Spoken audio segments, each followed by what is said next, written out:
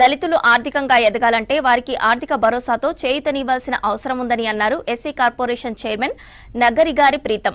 హైదరాబాద్లోని పెద్ద అంబర్పేటలో రంగారెడ్డి జిల్లా ఎస్సీసెల్ ఆఫీసు ఓపెనింగ్ కార్యక్రమంలో పాల్గొన్నారు. ఈ నెల చివరి నుంచి ఎస్సీ కార్పొరేషన్ లోన్లు విడుదల చేస్తామని చెప్పారు. స్టేట్ పట్టణ ఆర్థిక మౌలిక సదుపాయాల అభివృద్ధి సంస్థ చైర్మన్ డీసీసీ ప్రెసిడెంట్ చల్ల నరసింహారెడ్డితో పాటు ఎస్సీసెల్ ప్రెసిడెంట్ పంది పెంటయ్యతో కలిసి ఆఫీసును ప్రారంభించారు. రాష్ట్ర ప్రభుత్వ క్షేత్రస్థాయిలో పేదలకు పథకాలు అందించే దిశగా ముందుకు వెళ్తుందని అన్నారు ప్రీతం. రంగారెడ్డి జిల్లాకు నూతన అధ్యక్షుడిగా పందిపేట నియామకం చేయడం జరిగింది.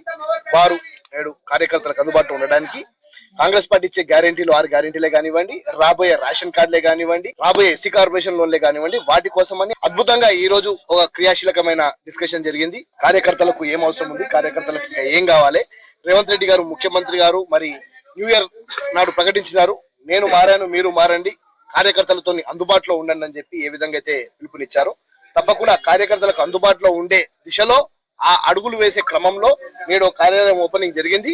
ఈ కార్యాలయంలో ఏ కార్యకర్తకు ఏ కష్టం వచ్చినా తప్పకుండా ఇక్కడికి వచ్చి చెప్పుకునే ప్రయత్నం కూడా చేస్తున్నారు.